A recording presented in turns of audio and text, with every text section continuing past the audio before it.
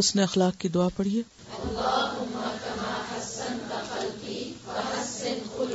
دوسری دعا بھی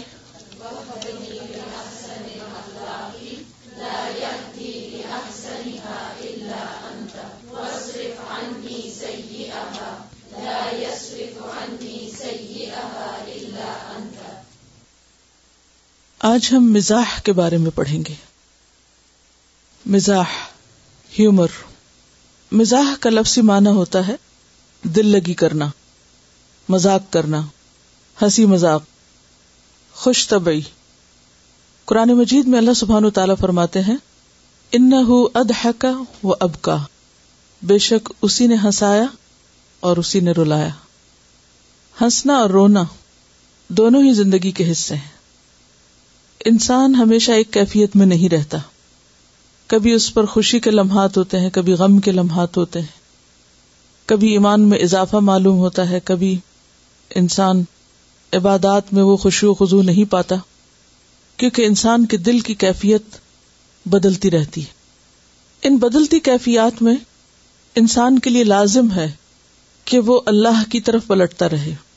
خوشی ہو یا غم ہو، ہر حال میں اللہ کی طرف رجوع کرے اور کسی بھی چیز میں حد سے نہ بڑھے. افراط اور تفریط یعنی زیادتی اور کمی دونوں ہی ناپسندیدہ ہیں. نہ تو ہر وقت ہنستے رہنا اچھا ہے اور نہ ہی ہر وقت منہ بسورے رہنا اچھا ہے، اور نہ ہی ہنستے ہوئے حد سے بڑھنا اچھا ہے، اور نہ ہی انسان اپنے اوپر غیر ضروری قسم کی سنجیدگی طاری کرے. جہاں تک خوش ہونے کا تعلق ہے یا کسی کو خوش کرنے کا تعلق ہے تو اس معاملے میں بھی اعتدال بہت ضروری ہے. بعض لوگوں کا مزاج اتنا کڑوا ہوتا ہے، اتنا روکھا پھیکا ہوتا ہے، انداز ایسا تحکمانہ ہوتا ہے کہ کسی سے بات کرنا پسند نہیں کرتے، اور اگر بات کریں بھی تو ہر بات میں دل توڑ دیتے ہیں.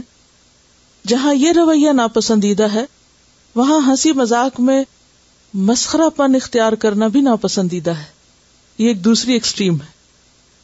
مسخرہ پن کیا ہوتا ہے؟ کسی کا مذاق اڑانا اور کسی کا مذاق اڑا کر خوش ہونا، کسی کو شرمندہ کر کے خوش ہونا یا پھر فضول باتیں کرنا. اسی طرح ہنسانے کے لیے فحش کلامی اختیار کرنا، فحش باتیں کرنا، جھوٹ بولنا، خوشامد، مبالغہ آرائی، گستاخی کا رویہ، یا کسی کی مصیبت میں ہنسنا یا کسی کی نقل اتار کے ہنسنا، یہ سب دینی اعتبار سے ناپسندیدہ چیزیں ہیں. تو خشک مزاجی اور مسخرے پن کے بیچ میں ایک خوبصورت چیز ہے جس کا نام مزاح ہے، یعنی دوسرے کو خوش کرنا لیکن حق کے اندر، اعتدال کے اندر رہتے ہوئے، حدود کے اندر رہتے ہوئے. یہ صلاحیت یا یہ ایبلٹی ایک بہت ہی پسندیدہ صلاحیت ہے. اس بات کی صلاحیت اور قابلیت اور مزاج میں شگفتگی کا ہونا ایک بہت ہی پسندیدہ چیز ہے، قابل تعریف چیز ہے. یہ بھی عبادت ہے کہ انسان اپنے جیسچر سے، اپنے الفاظ سے، اپنی بات سے دوسرے کا دل خوش کر دے. حضرت ابو ہریرہ کی روایت ہے، ایک شخص نے کہا یا رسول اللہ صلی اللہ علیہ وسلم ای العمل افضل، اے اللہ کے رسول صلی اللہ علیہ وسلم کون سا عمل سب سے اچھا ہے، افضل ہے؟ قال، فرمایا ان تدخل علی اخیک المؤمن سرورا، یہ کہ تم داخل کرو اپنے مومن بھائی پر خوشی کو، یعنی اس کا دل خوش کر دو. یعنی اپنے مسلمان بھائی کو خوش کرنا ایک بہترین نیکی، یا دوسرے الفاظ میں کہیے کسی کا دل خوش کرنا افضل عمل ہے. او تقضی عنہ دینا، یا تم اس کا قرض ادا کر دو، او تطعمہ خبزا، یا اس کو کھانا کھلا دو. یہ تمام اچھے کام ہیں، اور ان میں سے جس کا ذکر سب سے پہلے کیا گیا وہ کیا ہے؟ کسی کا دل خوش کرنا.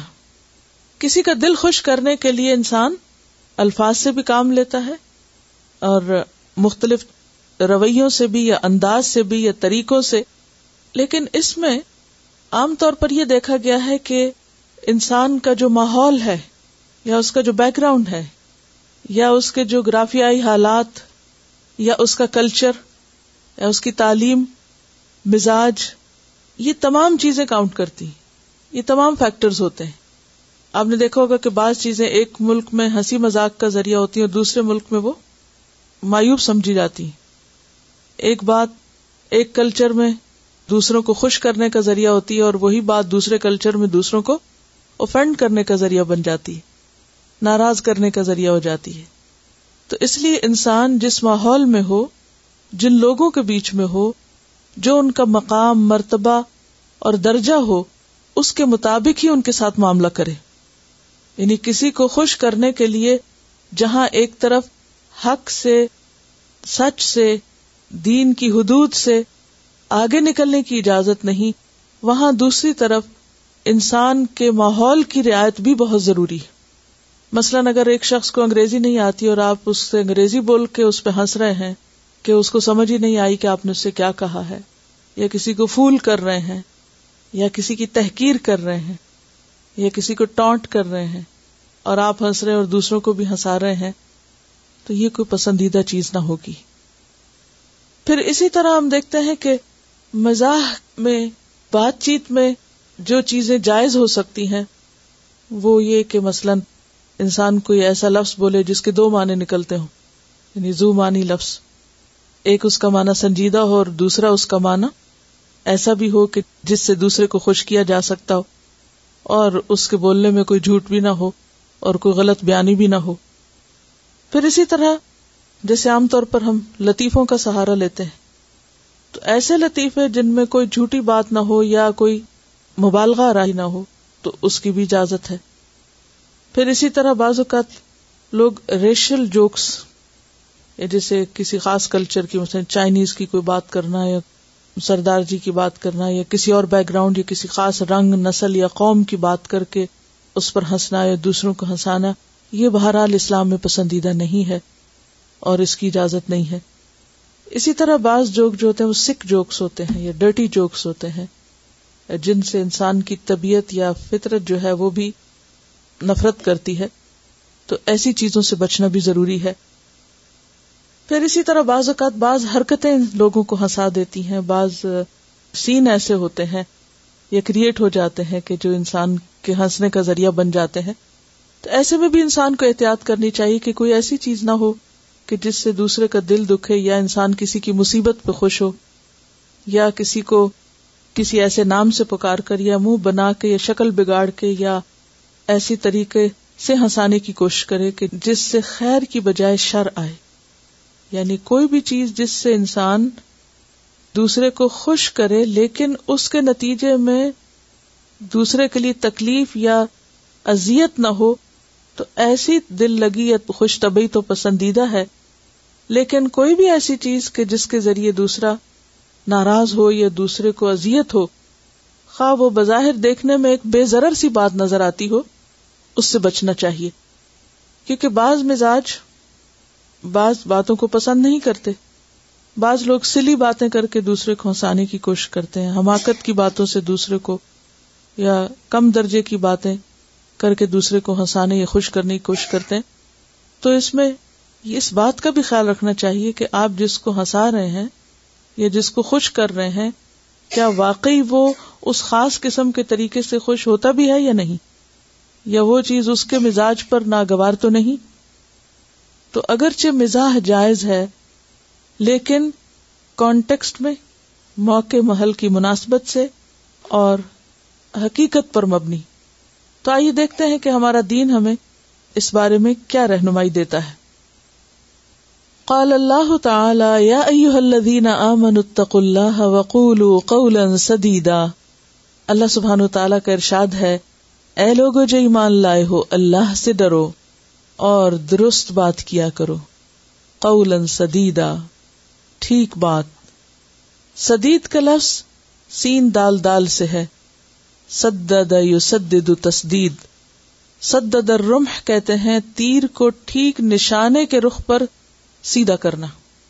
تیر کو ٹھیک نشانے کے رخ پہ سیدھا کرنا. ذرا امیجن کریں، آپ نے کبھی تیر نہیں چلایا اس لیے امیجن نہیں کر سکتے. مثلاً اگر آپ نے کسی کی طرف کوئی چیز پھینکنی ہو، کسی کو کچھ پکڑانا ہو، وہ شخص دور ہو، آپ وہاں تک پہنچ نہیں سکتے. مثلاً ایک شخص نہر کے اس کنارے کھڑا اور آپ دوسرے پہ کھڑے، تو اب کیا ہے، ضرورت ہے آپ کو پھینکنے کی. تو اب کس طرح آپ پھینکیں گے؟ نشانہ لگا کے نا، پورے اینگل کو دیکھ کر کے واقعی یہ چیز اسی کو پہنچے. اور اگر اس کو نہ پہنچے، وہ نہر میں ہی گر جائے تو کیا ہوا؟ یہ نشانہ خطا ہوا، سدید نہیں ہے نشانہ. بالکل جیسے پیپر کے ایروپلینز بنا کے تو آپ اس کو خاص نشانے پہ ڈال کے اس کو پھینکتے ہیں، اور بعض اوقات وہ نشانے پر عین جا لگتا ہے اور بعض اوقات نشانہ خطا ہو جاتا ہے. تو سدید کیا ہوتا ہے؟ جو ٹھیک نشانے پر لگے وہیں لگے جہاں اس کو لگنا چاہیے. تو پھر قولاً سدیدہ کون سی بات ہوگی؟ جو بالکل درست جس مقصد اور جس نیت سے کی جائے اور جس کے لیے کی جائے اور جس کانٹیکس میں کی جائے اور جس طرح اس کو ہونا چاہیے وہ ویسی ہی ہو. تو یہ ہوتی ہے قولاً سدیدہ، درست بات، ٹھیک بات، دل کو لگتی بات جسے کہتے ہیں نا عام طور پر، یعنی نشانے پہ لگتی بات یا دل کو لگتی بات، اور بالکل مستقیم جس میں کوئی ٹیڑھا پن نہ ہو، کوئی کجی نہ ہو، کوئی انحراف نہ ہو، غلط بیانی نہ ہو، اور غلط مقصد نہ ہو، غلط نیت نہ ہو، غلط موقع نہ ہو، موقع مناسبت بھی درست ہو، کیونکہ ماحول کو دیکھ کر بات کرنا بھی بہت ضروری ہوتا ہے. مثلا اگر کچھ لوگ کسی ایسی مجلس میں بیٹھے ہوئے ہیں جہاں کوئی کسی کی تعزیت کر رہا ہے اور ایک شخص داخل ہو کر وہاں کوئی جوک سنانا شروع کر دے، تو خواہ وہ کتنی ہی سچی بات کیوں نہ ہو، وہ اس موقع کی مناسبت سے درست نہیں، قولاً سدیدن نہیں. تو قولاً سدیدن میں ہر طرح کی بات آتی ہے، خواہ وہ خوشی سے کی جائے، خواہ وہ غم میں کی جائے، خواہ وہ غصے میں کی جائے، خواہ وہ مذاق میں کی جائے، لیکن وہ کیسی بات ہو؟ درست، اپروپریٹ، یعنی ہر پہلو کے اعتبار سے بالکل نشانے پہ لگتی ہوئی، جتنی ہونی چاہیے. کیونکہ یہ جو نشانے والی بات ہے نا، یہ بہت ہی اہم بات ہے اگر آپ اس پر غور کریں. کیونکہ مثلاً اگر آپ کسی کی طرف کوئی چیز پھینک رہے اور اس نے ہاتھ آگے کیے اور آپ اس کی آنکھ پہ دے مارتے ہیں تو کیا ہوگا نتیجہ؟ قولاً سدیدہ نہ ہوا. آپ آدھے رستے میں پھینک دیتے ہیں وہ بھی ٹھیک نہیں، آپ اس کو پار پھینک دیتے ہیں وہ بھی ٹھیک نہیں، آپ دائیں پھینک دیتے ہیں وہ بھی ٹھیک نہیں، آپ بائیں پھینک دیتے ہیں وہ بھی ٹھیک نہیں. تو ٹھیک کیا ہے؟ جس جگہ آپ کو پھینکنا چاہیے یا پہنچانا چاہیے وہ وہیں پہنچے. اور جہاں تک مزاح کا تعلق ہے تو اس کے لیے بھی قرآن مجید میں آتا ہے وَقُولُوا لِلنَّاسِ حُسْنًا، اور کہو لوگوں سے بھلی بات. اور بھلی بات میں اچھی بات، ایسی بات، خوبصورت بات کہ جس سے دوسرے کا دل خوش ہو جائے. یعنی قولاً حسناً جو ہے یقول للناس حسنا میں بہت سی چیزیں آتی ہیں، لیکن خاص طور پر وہ بات بھی کہ جس کے اندر خوبصورتی ہو اور جو دوسرے کا دل خوش کر دے. تو مزاح کا اصل مطلب یا مقصد یا مطلوب کیا ہے؟ دوسرے کو خوش کرنا. عن ابی ہریرہ قال، ابو ہریرہ رضی اللہ عنہ سے روایت ہے، قال انہوں نے کہا، قالوا لوگوں نے کہا. ابو ہریرہ لوگوں کی بات بیان کر رہے ہیں. یا رسول اللہ، اے اللہ کے رسول صلی اللہ علیہ وسلم، انک تداعبنا، بے شک آپ ہم سے ہنسی مذاق کرتے ہیں. تداعبنا کا لفظ دال عین بے سے ہے، خوش طبعی کرنا، کہ آپ ہم سے ہنسی مذاق کی باتیں کرتے ہیں، خوش طبعی کی باتیں کرتے ہیں. قال فرمایا، انی لا اقول الا حقا، بے شک میں نہیں کہتا مگر حق بات. رواہ الترمذی کتاب البر والصلۃ، کہ صحابہ نے آپ سے پوچھا کہ آپ اللہ کے رسول ہیں اور آپ بعض اوقات ہمارے ساتھ ہنسی مذاق کرتے ہیں، تو آپ نے فرمایا کہ ہاں، لیکن ہنسی مذاق میں بھی میں درست بات کرتا ہوں، حق بات کرتا ہوں، سچی بات کرتا ہوں، جو کرنی چاہیے وہی کرتا ہوں، ناحق نہیں کہتا، حد سے نہیں بڑھتا. عن سماک بن حرب، سماک بن حرب سے روایت ہے، قال انہوں نے کہا، قلت لجابر بن سمرۃ اکنت تجالس رسول اللہ صلی اللہ علیہ وسلم؟ قال نعم. سماک بن حرب کہتے ہیں میں نے جابر بن سمرہ سے کہا اکنتا کیا تم تھے تجالسو بیٹھا کرتے رسول اللہ صلی اللہ علیہ وسلم نبی صلی اللہ علیہ وسلم کے پاس، کیا تم رسول اللہ صلی اللہ علیہ وسلم کی مجلس میں بیٹھتے تھے؟ قال نعم، کہنے لگے ہاں میں ایسا کرتا تھا، کثیرن بہت زیادہ، بہت بیٹھتا تھا، بہت آتا جاتا تھا، کان لا یقوم تھے آپ نہ کھڑے ہوتے، من مصلاہ اپنے مصلا سے، مصلا کیا ہوتا ہے؟ صلاۃ کی جگہ، الذی یصلی فیہ الصبح وہ جگہ جس میں آپ صبح کی نماز پڑھتے، یعنی فجر کی نماز کے بعد آپ اپنی نماز کی جگہ سے کھڑے نہیں ہوتے تھے، حتی تطلع الشمس یہاں تک کہ سورج طلوع ہو جاتا، فاذا طلعت پھر جب طلوع ہو جاتا قام تو کھڑے ہو جاتے، وکانوا یتحدثون اور تھے وہ باتیں کیا کرتے، تحدث یتحدث بات چیت کرنا حدیث سے، فیأخذون پھر وہ لیتے یعنی باتیں کرتے، فی امر الجاہلیت جاہلیت کے دور کے کاموں میں سے، یعنی دور جاہلیت میں جو کچھ وہ کیا کرتے تھے تو اس دور کی باتیں کیا کرتے، ان کاموں کا ذکر کرتے، فیضحکون پھر وہ ہنستے تھے، ویتبسم صلی اللہ علیہ وسلم اور نبی صلی اللہ علیہ وسلم مسکرا دیا کرتے تھے، صحابہ ہنستے تھے اور آپ مسکراتے تھے۔ ہنسنے میں بعض اوقات آواز بھی نکلتی ہے لیکن مسکرانے میں آواز نہیں ہوتی۔ رواں ترجمہ کرتے سیدنا سماک بن حرب سے روایت ہے، کہتے ہیں کہ میں نے جابر بن سمرہ رضی اللہ عنہ سے کہا کیا تم رسول اللہ صلی اللہ علیہ وسلم کے ساتھ بیٹھا کرتے تھے؟ انہوں نے کہا ہاں بہت بیٹھا کرتا تھا۔ آپ جہاں فجر کی نماز پڑھتے وہاں سے آفتاب نکلنے تک نہ اٹھتے، یعنی سورج نکلنے تک نہ اٹھتے، جب سورج نکلتا تو آپ اٹھتے اور لوگ باتیں کرتے اور جاہلیت کے کاموں کا ذکر کرتے اور ہنستے اور آپ تبسم فرماتے۔ اس حدیث سے ہمیں بہت سی باتیں پتہ چلتی ہیں۔ پہلی بات تو یہ ہے کہ صحابہ کرام سے لوگوں کے سوال نبی صلی اللہ علیہ وسلم کے دور اور آپ کے طریقوں اور آپ کی عادات اور آپ کی شخصیت کے بارے میں ہوتے تھے، اور یہ تابعی پوچھتے ہیں ایک صحابی سے کہ آپ لوگ کیا کیا کرتے تھے، کیا آپ ان کے پاس بھی بیٹھتے تھے؟ تو صحابی کہتے ہیں کہ ہاں ہم بیٹھتے تھے اور بہت بیٹھتے تھے۔ کان لا یقوم من مصلاہ آپ اپنی جائے نماز سے نہیں اٹھتے تھے جہاں آپ صبح کی نماز پڑھتے، حتی تطلع الشمس۔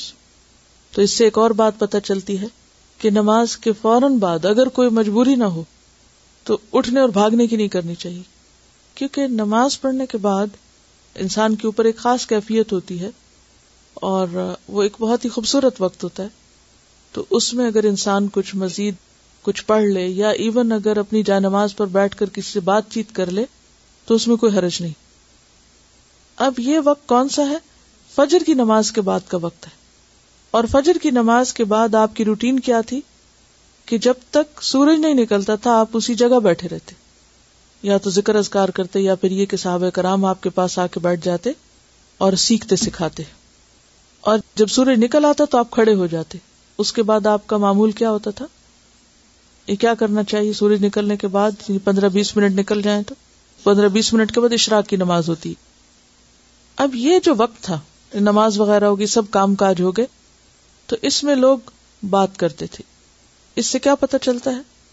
اشراق سے پہلے بات چیت کی جا سکتی ہے، اور یہ بات چیت جو تھی یہ ایک علمی بات بھی ہوتی تھی اور اس میں علمی باتوں کے علاوہ دیگر باتیں بھی ہوتی تھی۔ تو اس سے کیا پتہ چلتا ہے کہ نبی صلی اللہ علیہ وسلم کی مجلسوں میں صرف سنجیدہ باتیں نہیں ہوتی تھی بلکہ ہلکی پھلکی باتیں بھی ہوتی۔ کس لیے؟ کیونکہ انسانی طبیعت ہے کہ ایک خاص وقت کے بعد انسان کے اندر سنجیدہ بات لینے کا مادہ ختم ہو جاتا ہے۔ کہا یہ جاتا ہے کہ 50 منٹ کا وقت ایسا ہوتا ہے کہ جس میں انسان پوری طرح کنسنٹریٹ کر سکتا ہے، اور اس کے بعد انسان کی جو کنسنٹریشن ہے وہ 100% نہیں رہتی۔ تو اس میں کیا ہے کہ جو شخص تعلیم دینے والا ہو اسے چاہیے کہ ایک وقت میں سنجیدہ تعلیم دینے کے بعد بیچ میں کوئی ایسی ہلکی پھلکی بات چیت کرے کہ جس سے لوگوں کا ذہن اس سے ہٹ جائے، یا دوبارہ جب بات شروع ہو یا دوبارہ ایک سنجیدہ کام شروع ہو تو اس سے پہلے وہ فریش ہو جائے اور پھر اس قابل ہو جائے کہ پوری طرح بات کو لے سکے. اور اس میں آپ دیکھیے کہ ایک اور اہم چیز پتہ چل رہی ہے کہ وہ اپنے واقعات سناتے. یتحدثون کا مطلب کیا؟ اپنی کہانیاں سناتے تھے، اپنے واقعات سناتے تھے، گزری ہوئی باتوں کا ذکر کرتے. تو اس سے کیا پتہ چلتا ہے کہ علمی مجلس کے اندر اپنے تجربات اور اپنے تاثرات اور اپنے ماضی کا ذکر اور ماضی کے قصے کہانیاں بیان کی جا سکتی ہیں. اور پھر یہ کہ بعض باتیں ایسی ہوتی تھی کہ جو لا علمی میں کی ہوئی تھی، اور وہ لا علمی کے دور کی باتیں، یعنی بعض اوقات انسان کو اپنے کیے پہ خود ہی ہنسی آتی کہ میں کتنا بے وقوف تھا، میں یہ کیا کرتا رہا. تو صحابہ کرام اپنی باتیں سناتے اور اس پر ایک دوسرے کے ساتھ ہنسی مذاق بھی کرتے، اور آپ صلی اللہ علیہ وسلم ان کی باتیں سن کر مسکراتے رہتے. اس سے کیا سیکھا آپ نے؟ عمل کی کیا بات سیکھی؟ اب یہ جو میں آپ سے پوچھتی ہوں نا، اچھا آپ نے کیا سیکھا؟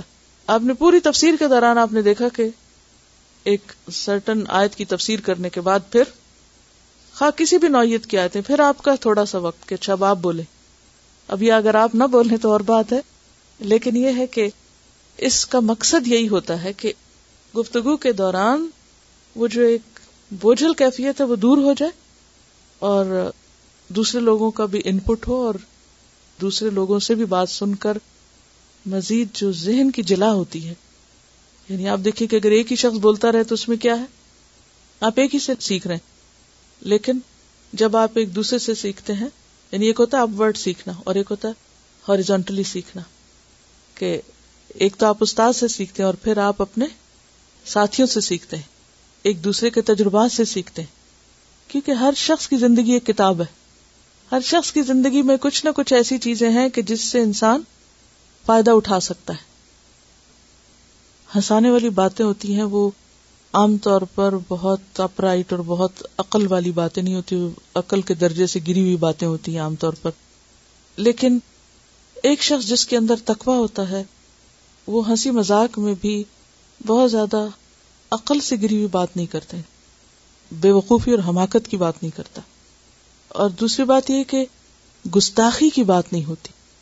کوئی ایسا مذاق جس میں اللہ یا رسول یا دین کی گستاخی شامل ہو جائے وہ ہنسنے کی بات نہیں ہوتی. ایک مومن کے لیے اس میں کوئی ہنسنے کی بات نہیں ہوا کرتی. فن تو ہے مگر حق سے ہٹا ہوا نہیں، چھوٹ نہیں، اور کسی کو اذیت دینا نہیں، نہ ہی کسی کو تانا دینا، نہ کسی کی غیبت. اور پھر اپنے حالات کا ذکر کرنا جو ہے وہ اپنے اوپر ہی ہنسنا ہے. اگر اپنی حماقت کو بیان کرتا ہے یا اپنے اوپر ہنستا ہے تو ٹھیک ہے، اسے حق ہے، لیکن کسی پہ ہنستا ہے تو وہ پھر دوسرے کے لیے دل آزاری کا سبب ہو جاتا ہے. ایسی باتیں کہ جس میں کسی کے لیے کوئی سبق نہ ہو وہ تو نہیں کرنی چاہیے. ان کا سوال یہ ہے کہ ان کو یوں محسوس ہوتا ہے کہ اپنی جاہلیت کی یا جہالت کی باتیں نہیں کرنی چاہیے. وہ ٹھیک ہے، لیکن اگر کوئی ایسی بات کہ جو بامعنی ہو یا اس میں کسی کے لیے سبق ہو تو اس کے کرنے میں کوئی حرج نہیں. لیکن لا یعنی باتیں، فضول باتیں جن میں کوئی سبق نہیں، کوئی نہ کسی کی خوشی، اور صرف اپنے آپ ہی کی باتیں کرتے رہنا جو دوسروں کے لیے بعض اوقات دل آزاری کا سبب بن جاتی ہیں، تو وہ درست نہیں. یہ آ رہا ہے نا، یتحدثون فی امر الجاہلیہ، جاہلیت کے کاموں کا، یعنی دور جاہلیت میں جو کام کرتے تھے ان کا ذکر کیا کرتے تھے. ضروری نہیں کہ کسی پرسن کو ڈسکس کریں، یعنی جاہلیت کے کام مراد ہیں یہاں، یعنی دور جاہلیت میں جو کام ہوتے تھے اس سے متعلق ہے. اب چند ایک واقعات میں آپ کو سناؤں گی نبی صلی اللہ علیہ وسلم کی زندگی سے کہ آپ کا ہنسی مزاح جو ہے وہ کس قسم کا ہوتا تھا اور اس کا انداز کیا تھا. ان انس ان رجلا اتى النبي صلی اللہ علیہ وسلم فقال یا رسول اللہ احملنی، فقال النبي صلی اللہ علیہ وسلم انا حاملوک على ولد ناقة، قال وما اصنع بولد الناقة، فقال النبي صلی اللہ علیہ وسلم وهل تلد الابل الا النوق. عن انس رضی اللہ عنہ سے روایت ہے ان رجلا، کہ ایک شخص، اور ایک دوسری روایت میں حضرت ام ایمن کے بارے میں آتا ہے، اتن نبی صلی اللہ علیہ وسلم، نبی صلی اللہ علیہ وسلم کے پاس آیا. فقال، تو کہا، یا رسول اللہ، اے اللہ کے رسول صلی اللہ علیہ وسلم، احملنی، سوار کیجئے مجھے یا سواری بخشیے مجھے. فقال النبی، تو نبی صلی اللہ علیہ وسلم نے فرمایا، انا، بے شک ہم، حاملوکا، سوار کرنے والے ہیں تجھ کو، علی ولد ناقۃ، اونٹنی کے بچے پر، ہم تمہیں اونٹنی کا بچہ دیں گے سواری کے لیے، یہ مراد ہے. قالا، وہ کہنے لگا، وما اصنع بولد الناقہ، میں اونٹنی کے بچے کے ساتھ کیا کروں گا، یعنی اس کو میں لے کے کیا کروں گا، اس پہ کیسے سواری کروں گا. فقال النبی، تو فرمایا نبی صلی اللہ علیہ وسلم نے، وہل تلد، اور کیا جنتی ہے، الابل، اونٹ کو، الا النوق، سوائے اونٹنی کے، یا اونٹنیوں کے سوا کوئی اور جنتا ہے اونٹ کو. حضرت انس رضی اللہ عنہ سے روایت ہے کہ ایک شخص نے رسول اللہ صلی اللہ علیہ وسلم سے سواری طلب کی. آپ نے فرمایا، سواری کے لیے میں تجھ کو اونٹنی کا بچہ دوں گا. اس نے کہا، میں اونٹنی کے بچے کو کیا کروں گا. رسول اللہ صلی اللہ علیہ وسلم نے فرمایا، اونٹ کو بھی اونٹنی ہی جنتی ہے، یعنی اونٹ بھی تو اونٹنی کا بچہ ہی ہے. تو اس میں مزاح کس چیز میں پایا جاتا ہے؟ دراصل اونٹ اونٹنی کا بچہ ہے، یعنی جو میں تجھے دوں گا وہ اونٹنی کا ہی بچہ ہے نا، کسی اور نے جنا ہے اس کو، کسی اور کا تو نہیں، اونٹنی کا ہی بچہ ہے. رواہ ابی داؤد. یہ جو نوق لفظ ہے نا، یہ ناقتن کی جمع ہے. ناقتن کہتے ہیں اونٹنی کو، اور نوق ہے اونٹنیاں. اس کی جمع ناق بھی ہوتی ہے اور نوق بھی، اور اونق بھی ہوتی ہے، اور نیاق بھی، ناقات بھی. چند ایک اور مثالیں. ایک مرتبہ نبی صلی اللہ علیہ وسلم نے ایک لکڑی حضرت عائشہ کی طرف پھینکی. جیسے ابھی بات ہو رہی تھی نا، کوئی چیز کسی کی طرف پھینکنا، تو ایسے پھینک سکتے. وہ آپ کے پاؤں پہ جا لگی. کس کے پاؤں پہ لگی؟ حضرت عائشہ کے. حضرت عائشہ نے چوٹ محسوس کرتے ہوئے اور مسکراتے ہوئے پوچھا، اے اللہ کے رسول صلی اللہ علیہ وسلم، کیا بدلہ لینا جائز ہے؟ آپ صلی اللہ علیہ وسلم نے سمجھ لیا کہ وہ کیا چاہتی ہیں. فرمایا، ہاں، بدلہ لینا تو جائز ہے، مگر اتفاقی حادثے پہ نہیں. اس کے بعد رسول اللہ صلی اللہ علیہ وسلم اور ام المومنین کافی دیر تک مسکراتے رہے. رسول اللہ صلی اللہ علیہ وسلم کا ارشاد ہے کہ سب لوگوں میں اچھا وہ ہے جو اپنے گھر والوں کے لیے اچھا ہو، اور میں تم میں سب سے بڑھ کر اپنے گھر والوں کے لیے اچھا ہوں. آپ کا معمول یہ تھا کہ ازواج مطہرات کو خوش کرنے کی کوشش کرتے. حضرت عائشہ فرماتی ہے، ایک دفعہ میں نے حریرہ، یعنی جیسے دلیا ہوتا نا، حریرہ پکا کر آپ کے سامنے رکھا. اس وقت حضرت سودا بھی آپ کے پاس بیٹھی تھی. میں نے سودا سے کہا، آپ بھی کھائیں، مگر وہ انکار کرنے لگی. میں نے بطور مزاح کہا، اگر نہ کھاؤ گی تو حریرہ تمہارے منہ پہ ملوں گی. انہوں نے پھر بھی نہ کھایا، تو میں نے مزاح میں اٹھ کر حریرہ ان کے چہرے پہ مل دیا. رسول اللہ صلی اللہ علیہ وسلم نے دیکھا تو ہنسنے لگے. میری یہ حرکت دیکھ کر آپ نے سودا سے فرمایا، اب تم بھی یہ حریرہ عائشہ کے منہ پہ ملو. حضور نے مجھے پکڑا اور حضرت سودا نے اٹھ کر حریرہ میرے منہ پہ لیپ کر دیا. اب اس میں آپ دیکھیے کہ بعض اوقات ایسے شغل بھی ہوتے ہیں، کسی پہ رنگ ڈال دینا یا کسی کو جاتے جاتے چھیڑ دینا. کچھ بعض لوگ اس کو مائنڈ کرتے ہیں. اگر آپ دیکھیں کہ کوئی ایسا شخص ہے کہ جو ناپسند کرتا ہے تو پھر اس کے ساتھ ایسا نہیں کرنا چاہیے. لیکن ازواج مطہرات کے دلوں میں وسعت تھی، اور ایک سوکن جو ہے وہ دوسرے سوکن کے ساتھ ایسے کر رہی ہیں، اور پھر جواب بھی ہو رہا ہے اور سب ہنس رہے ہیں اور کہیں بھی کوئی ناراضگی کی بات نہیں. سیرت کی کتابوں میں آتا ہے کہ ایک دفعہ حضرت عائشہ منہ دھو رہی تھی. نبی صلی اللہ علیہ وسلم ان کے پاس سے گزرے. حضرت عائشہ نے محبت سے حضور پہ پانی کا چھینٹا دے مارا، یعنی وضو کر رہی تھی تو کیا کیا، پانی پھینک دیا آپ پر. رسول اللہ صلی اللہ علیہ وسلم نے بھی فوراً چلو بھر کر حضرت عائشہ پہ پھینکا، یعنی اسے بدلہ لیا، اور پھر دونوں مسکرانے لگے. آپ نے فرمایا، دیکھو عائشہ، میں نے زیادتی نہیں کی، صرف بدلہ لیا ہے. اب یہ بدلہ لینا ہنسی مذاق کا ایک انداز ہے، لیکن جو لوگ اس کو نہ برداشت کریں ان کے ساتھ ایسا نہ کیجیے. اور اگر -12 ہو باہر، لیکن برف تو ایک دوسرے پہ پھینک سکتے ہیں نا، سنو بال سے پھینک سکتے ہیں. صحابہ کرام کے بارے میں آتا ہے کہ وہ واٹر میلن ایک دوسرے کی طرف پھینکا کرتے تھے، جیسے بال، یعنی فٹ بال. شاید اس وقت فٹ بال تو نہیں ہوتا ہوگا، لیکن یعنی کھیل کے طور پر ایک دوسرے کی طرف، دوسرا تیسرے کی طرف، تیسرا چوتھے کی طرف. تو یہ بھی ان کا ایک انٹرٹینمنٹ کا انداز تھا، ایک طریقہ تھا.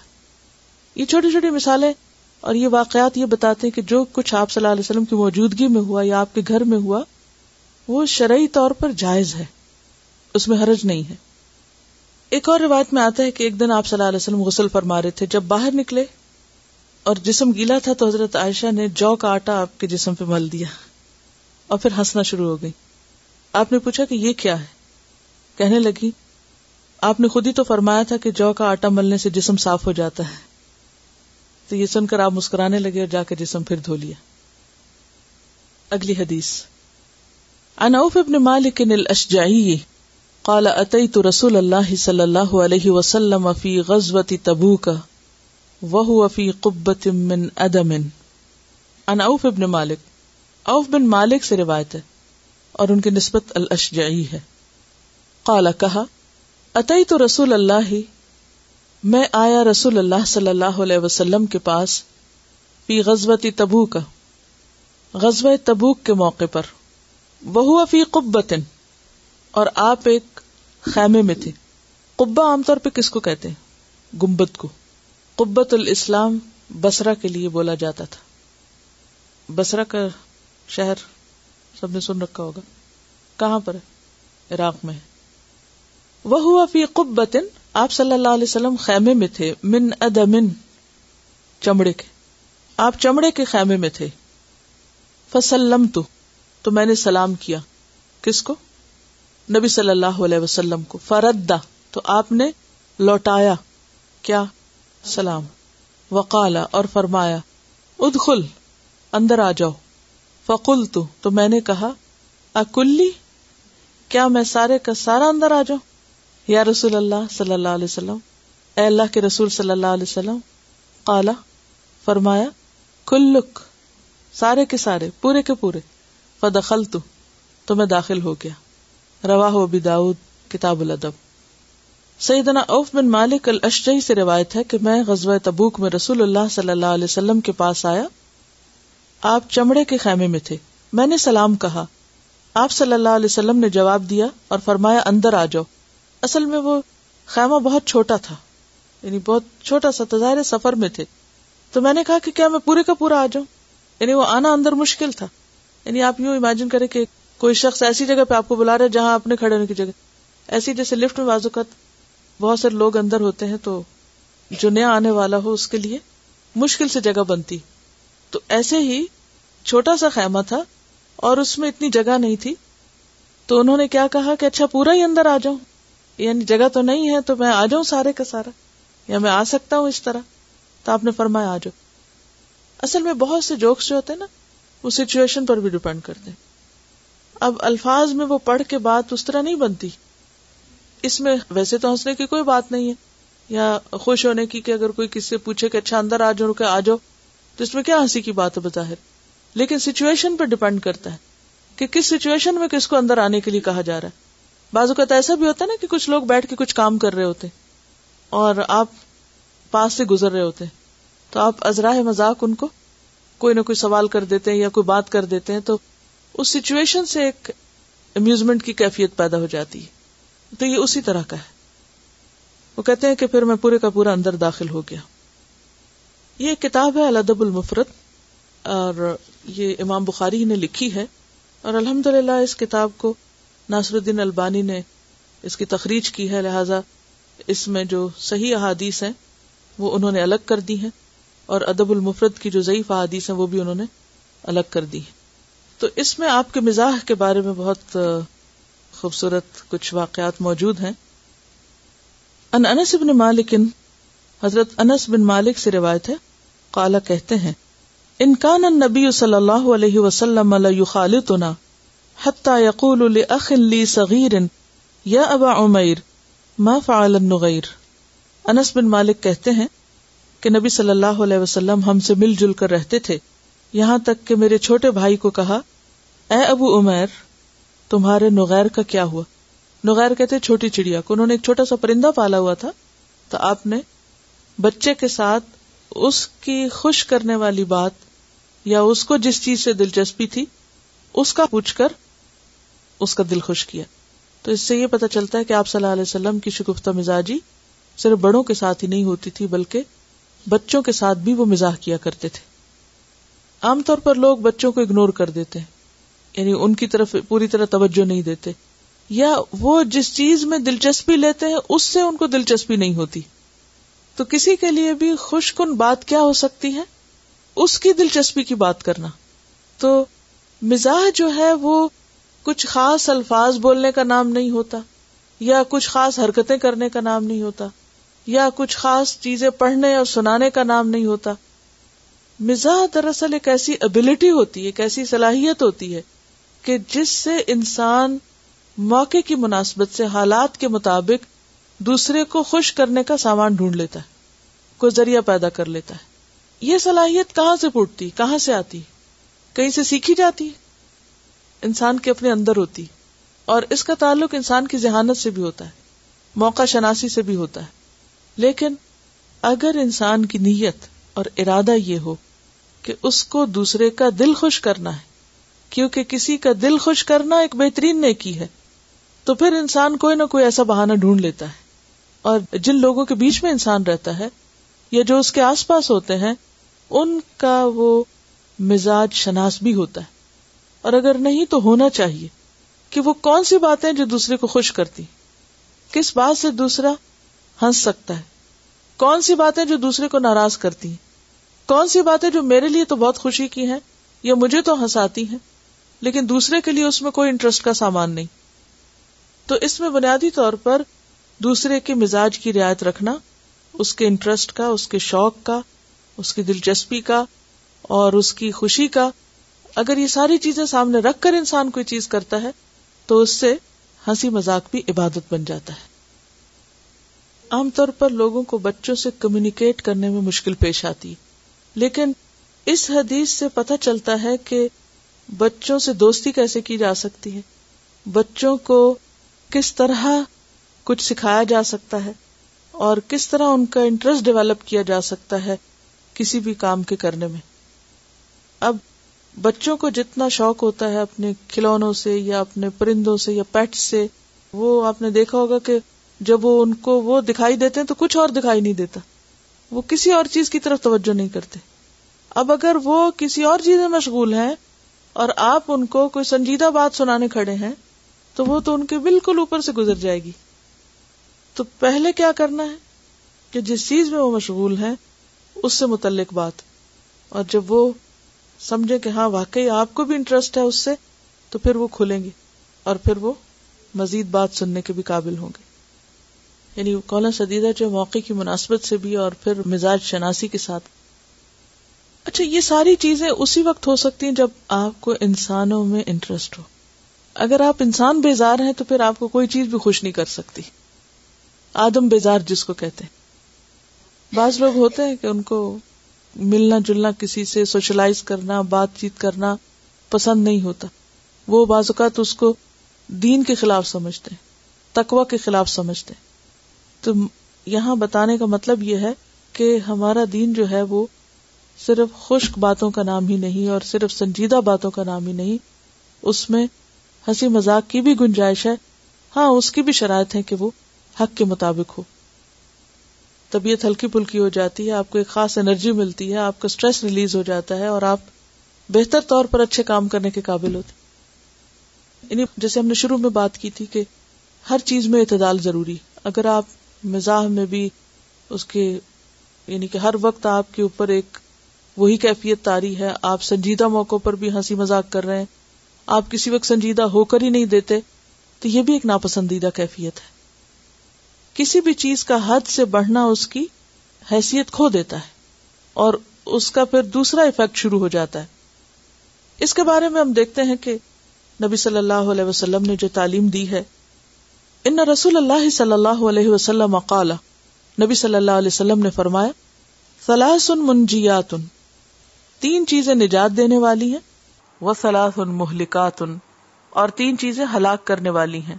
فاما المنجیات، وہ چیزیں جو نجات دینے والی ہیں، فتقوی اللہ فی السر والعلانیہ، اللہ کا تقوی چھپ کر بھی اور اعلانیہ بھی، والقول بالحق، اور حق بات، فی الرضا والسخط، رضامندی کی حالت میں بھی اور ناخوشی کی حالت میں بھی، والقصد، اور اعتدال، فی الغنى والفقر، دولت مندی کی حالت میں بھی اور فقر میں بھی، یعنی فقیری کی حالت میں بھی. وَأَمَّا الْمُهْلِكَاتُ اور ہلاک کرنے والی چیزیں یہ ہیں فَهَوًا مُتَّبِعٌ ایسی ہوا یعنی خواہش جس کے پیچھے لگ جائے انسان، اپنی خواہش کے پیچھے چلنا، خواہشات کی پیروی کرنا، یعنی کسی بھی چیز کا ایسا کریز ہو جانا کہ باقی سب کچھ بھول کر صرف اسی کے پیچھے لگ جائے انسان. یو گو آفٹر اٹ، ہر وقت اسی کے پیچھے اور وہی کچھ کرتے چلے جانا. وشح مطاع حرص کی پیروی. واعجاب المرء بنفسه اور انسان کا اپنے آپ کو اونچا سمجھنا، اپنے آپ سے خوش ہونا، خود پسندی. وہی اشدہن اور یہ جو تیسری ہلاک کرنے والی چیز ہے یہ سب سے زیادہ شدید ہے. وہ خواہش نفس بھی بہت انسان کے لیے نقصان دہ ہے جس کے پیچھے لگ جائے انسان، اور اسی طرح حرص، لالچ، اور پھر اپنے آپ کو ہی سب کچھ سمجھنا اور اپنے کاموں پہ، اپنی باتوں پہ، اپنی چیزوں پر حیران ہونا، پسند آنا ان کا اور خوش ہونا، اور یہ بھی تکبر ہی کی ایک قسم بن جاتی. پھر اسی طرح ہنسی مذاق میں جو جھوٹ کا عنصر شامل ہوتا ہے یا ناحق باتیں ہوتی ہیں ان کے بارے میں بھی حدیث ہے. نبی صلی اللہ علیہ وسلم نے فرمایا ان الرجل لیتکلم الکلمۃ یضحک بها جلساءہ یہوی بها ابعد من الثریا.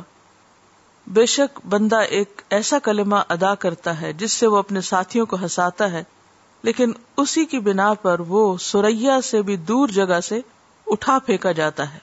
یعنی پاؤں کا پھسلنا کم درجے کی تکلیف دہ چیز ہے بنسبت زبان کے پھسلنے سے. زبان کی لغزشیں اور زبان سے ایسی باتوں کا نکلنا کہ جو انسان کے دین ایمان کے لیے نقصان دہ ہوں وہ کہیں زیادہ مہلک ہیں. قال رسول اللہ صلی اللہ علیہ وسلم لا يبلغ العبد صریح الایمان حتى يدع المزاح والكذب ويدع المراء وان كان محقا. رسول اللہ صلی اللہ علیہ وسلم نے فرمایا کوئی بندہ صریح ایمان کی حالت کو نہیں پہنچ سکتا، یعنی اس کا ایمان خالص نہیں ہو سکتا جب تک کہ وہ مزاح اور جھوٹ کو نہ چھوڑ دے اور جھگڑے کو نہ چھوڑ دے، خواہ وہ حق پر ہی کیوں نہ ہو. تو کیا بات اس سے پتہ چلتی ہے کہ ہنسنا اور ہنسانا اچھی بات ہے، لیکن کسی کو ہنسانے کے لیے انسان غلط بیانی سے کام لے یا کوئی ایسی بات کرے کہ جس کے ذریعے دوسرے کا دل ٹوٹ جائے یا دوسرے کا نقصان ہو جائے. بعض اوقات لوگ مجلس میں بیٹھ کر ایسی باتیں شروع کر دیتے ہیں کہ جس سے کسی دوسرے کی تحقیر ہو یا بے عزتی ہو، یا بعض اوقات کچھ لوگ ہمیشہ کے لیے اپنا کانفیڈنس لوز کر جاتے ہیں. گھر میں بعض اوقات ایسا ہوتا ہے نا کہ کسی بچے کی چھوٹی چھوٹی باتوں پہ ہنسنا شروع کیا جاتا ہے اور پھر وہ بچہ بولتا نہیں ڈر کے مارے، یا بولتا تو اس کے منہ سے اٹکتے ہوئے الفاظ نکلتے ہیں، یا اپنا کانفیڈنس سارا لوز کر جاتا ہے، تو پوری شخصیت مسخ ہو جاتی ہے. اب ہم کیا کر رہے ہیں؟ خود بھی خوش ہو رہے ہیں، دوسروں کو بھی کر رہے ہیں، اور ہم اس کو جسٹیفائی کرتے ہیں کہ اسلام میں ہنسنا ہنسانا کوئی بری بات ہے. لیکن کسی کی زندگی کی قیمت پہ ہنسنا ہنسانا اور کسی کی شخصیت کو مسخ کر کے ہنسنا ہنسانا یہ بہت بڑا سودا ہے، یہ بہت ہی نقصان دہ چیز ہے. آپ دیکھیں کہ عام طور پر ہمارے جوکس یا ہنسنے کی چیزیں کیا رہ گئی ہیں؟ دین، مولوی کی بات، مولوی کا نام لے کر یا داڑھی کی بات کر کے یا پائنچے اٹھا کے یا پھر جو بھی کچھ سنتیں ہیں ان کا مذاق اڑا کے. تو ایسی چیزوں پر تو کبھی بھی شریک نہیں ہونا چاہیے. قرآن مجید میں کیا آتا ہے کہ اگر تم کسی مجلس میں دیکھو کہ دین کی باتوں کا مذاق اڑایا جا رہا ہے تو پھر کیا کرو؟ وہاں نہ بیٹھو، وہاں سے اٹھ جاؤ. ہاں اگر وہ کسی اور بات میں مشغول ہوں تو پھر ان کا ساتھ دو. پھر یہ کہ اگر کسی کھانے میں سے ایک چھوٹا سا ہاتھ لگا کے کسی کے اوپر مل دیا ہے تو وہ تو ایک اور چیز ہے، اور ایک پورا کھانا اٹھا کے کسی کے اوپر پھینک دینا اور ضائع کرنا، یہاں کھانا ضائع کرنے کی بات نہیں. تھوڑا بہت اگر لگا دیا کسی کو، جیسے اپٹن کو لگا لیتا ہے، تو وہ اس مقصد کے لیے تو نہیں لگاتے کہ اس کو کھانے کو ضائع کریں. اس طرح تو کچھ بھی جو ہم اپنے اوپر ملتے ہیں، مثلا لوشن ملتے ہیں تو بھی ضائع ہو رہا ہے، یا کچھ بھی، تو اس میں بے حرمتی کا پہلو نہ ہو اور ضائع کرنے کا نہ ہو. لیکن تھوڑا بہت لے کے اگر ذرا سے بھی ہاتھ مل دیا تو اس سے فرق نہیں پڑتا. پھر یہ کہ ہر چیز کے اندر اعتدال اور ہر چیز کے اندر ایک یعنی لمٹ میں رہنا ضروری ہے. مزاح اور چیز ہے اور مذاق اڑانا الگ چیز ہے. ایک اور بات بھی یاد رکھنی چاہیے کہ ہر چیز میں جو اعتدال کا پہلو ہے وہ سامنے رہنا چاہیے. سنجیدگی میں بھی اعتدال، ہنسی مذاق میں بھی اعتدال، یعنی کوئی بھی چیز حد سے نہیں بڑھنی چاہیے. مثلا حد سے زیادہ ہنسنا جو ہے اسے ناپسندیدہ قرار دیا گیا. حدیث میں آتا ہے کہ یہ الادب المفرد ہی کی حدیث ہے. عن ابی ہریرہ قال قال رسول اللہ صلی اللہ علیہ وسلم اقل وفی روایت لا تکثر الضحک. ایک روایت میں آتا ہے کہ کم ہنسا کرو، اور دوسری میں آتا ہے ہنسنے میں زیادتی نہ کرو، کثرت سے مت ہنسو. یعنی ہنسنا تو جائز ہے لیکن زیادہ ہنسنا برا ہے. فإن كثرة الضحك تميت القلب، کیونکہ ہنسی کی زیادتی دلوں کو مردہ کر دیتی، دل بے حس ہو جاتے ہیں. ایک اور حدیث میں آتا ہے خرج النبی صلی اللہ علیہ وسلم على رہط من اصحابہ یضحکون ویتحدثون. نبی صلی اللہ علیہ وسلم کچھ صحابہ کے پاس سے گزرے جو باتیں کر رہے تھے اور بہت ہنس رہے تھے. فقال، تو آپ نے فرمایا والذی نفسی بیدہ، قسم اللہ کی جس کے ہاتھ میں میری جان ہے، لو تعلمون ما اعلم، اگر تم کو پتا چل جائے جو میں جانتا ہوں، لضحکتم قلیلا، تو تم کم ہنسو، ولبکیتم کثیرا، اور بہت رو. ثم انصرف، پھر آپ چل دیے.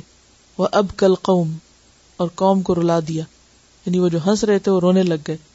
واوحى اللہ عز وجل الیہ، تو اللہ سبحانہ وتعالی نے آپ کی طرف وحی کی، یا محمد لا تقنط عبادی، کہ اے محمد صلی اللہ علیہ وسلم میرے بندوں کو مایوس نہ کرو.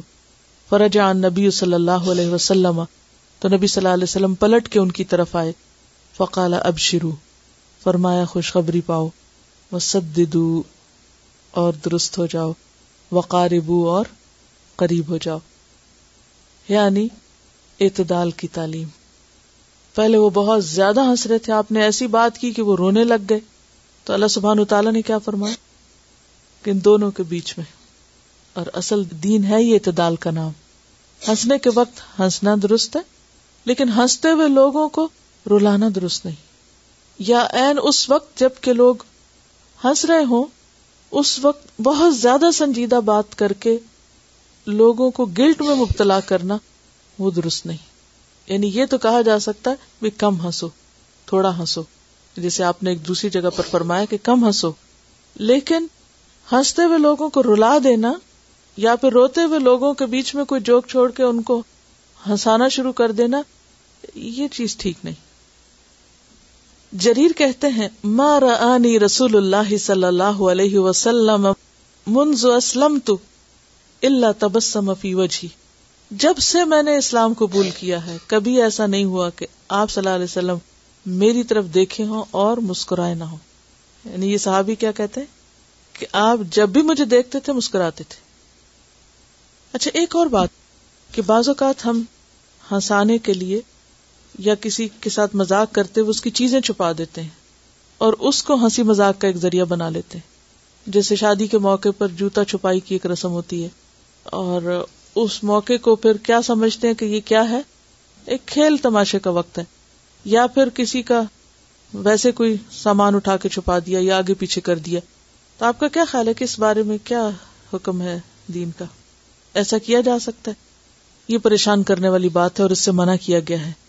نبی صلی اللہ علیہ وسلم نے فرمایا لا یأخذ احدکم متاع صاحبہ لاعبا، کوئی شخص کسی کے ساتھ کھیل کرتے ہوئے یا کسی کے ساتھ ہنسی میں اس کی چیز نہ چھپائے. یعنی کسی کی چیز چھپا کے ہنسنا یا اس کو ہنسی کا ذریعہ بنانا یہ ناپسندیدہ ہے.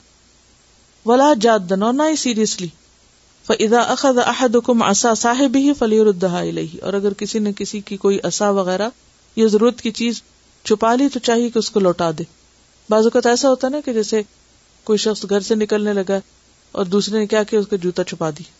اب وہ حسب عادت پہنچا اپنی جگہ پر اور دیکھتا کہ جوتا نہیں. اب وہ کوئی پوچھے بھی جوتا کہاں، وہ میں تو مذاق کر رہی تھی، میں نے چھپایا اور میں مذاق کر رہی تھی. بعض اوقات کیا ہوتا ہے ہم دوسروں کو تنگ کر کے ستا کے مزہ لیتے ہیں اور پھر اس میں کیا عذر پیش کرتے ہیں، میں تو صرف ہنس رہی تھی. لو اتنا تھوڑا دل، اتنی سی ہنسی بھی برداشت نہیں، پھر الٹا تانا دے کے اور اس کو خوار کرنا. ان حرکتوں سے بھی گریز کرنا چاہیے. یعنی کوئی ایسی ہنسی کہ جس میں دوسرے کی اذیت کا سامان ہو، اس سے بچنا چاہیے. اور یہ میں نے آپ کو کتاب میں سے صحیح الادب المفرد سے سنائی ہے، یعنی حدیث بھی صحیح ہے. یہ بات درست ہے، رونا بھی چاہیے.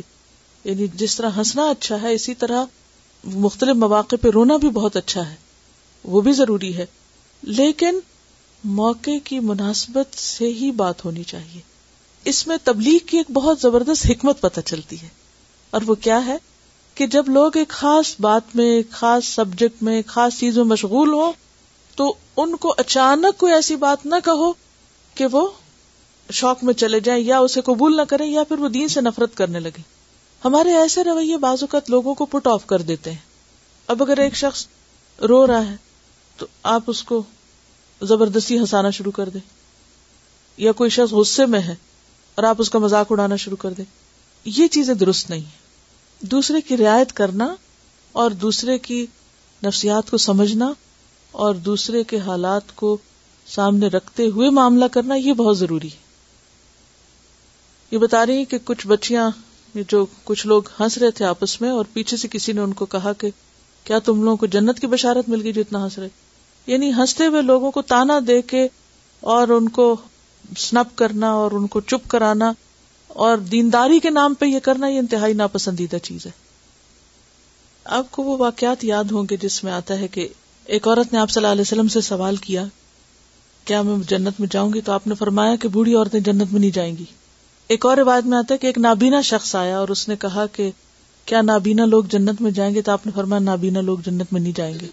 تو پریشان ہو گئے تو آپ نے فرمایا کہ نابینا بینا ہو کر جائیں گے، یعنی جنت میں کوئی نابینا نہیں ہوگا. اچھا، یہ کتاب ہے رسول اللہ صلی اللہ علیہ وسلم کی مسکراہٹیں.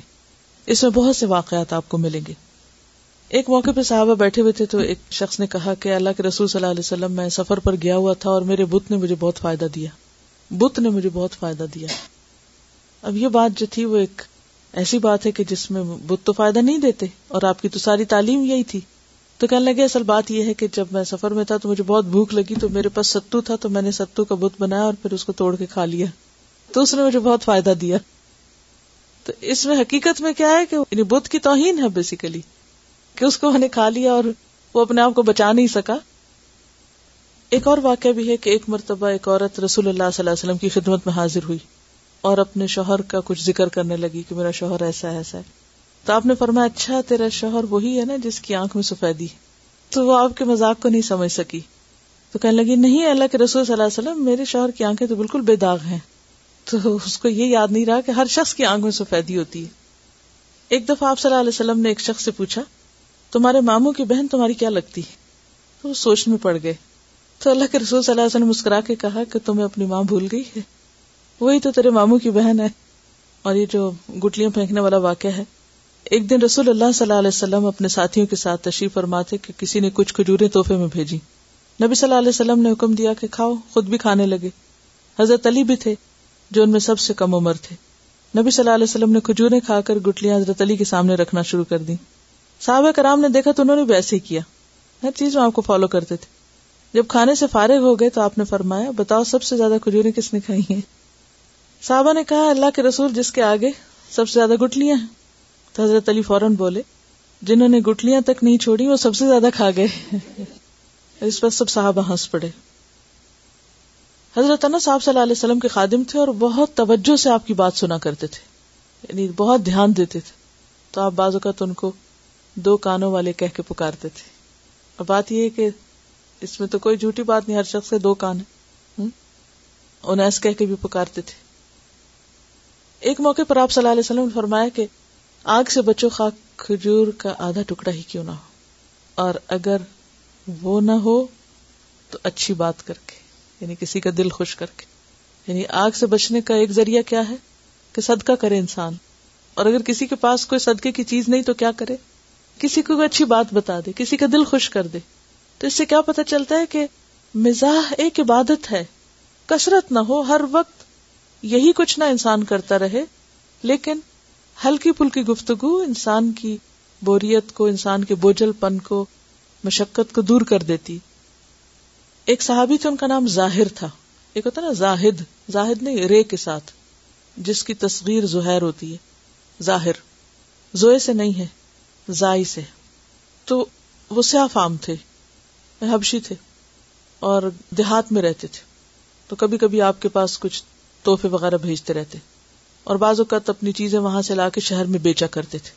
تو ایک دفعہ کچھ بیچ رہے تھے تو آپ صلی اللہ علیہ وسلم پاس سے گزرے تو آپ کی نظر ان پہ پڑی. تو آپ صلی اللہ علیہ وسلم نے جا کر ان کو پکڑا اور لوگوں سے کہا کون ہے جو اس غلام کو اتنے داموں میں خرید لے گا، یعنی کہ کون ہے جو اس کو خریدے گا مجھ سے. تو کہنے لگے کہ اللہ کے رسول صلی اللہ علیہ وسلم یہ تو بڑے گھاٹے کا سودا ہوگا کیونکہ اس غلام کی کوئی قیمت نہیں. تو آپ نے فرمایا اللہ کے ہاں اس کی بہت بڑی قیمت ہے.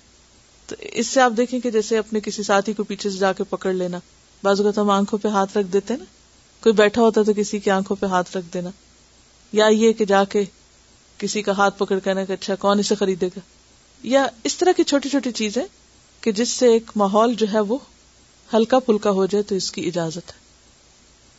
پھر آخر میں یہی کہوں گی کہ مزاح پسندیدہ ہے، اچھا ہے، لیکن حد کے اندر، اور بہت زیادہ بے فائدہ باتیں کرنا اللہ کو ناپسند ہے. ان اللہ کرہ لکم، اللہ تعالیٰ کو ناپسند ہے کیا؟ ٹیل و کال، بے فائدہ باتیں، یعنی بہت زیادہ بے مقصد باتیں نہیں کرنی چاہیے.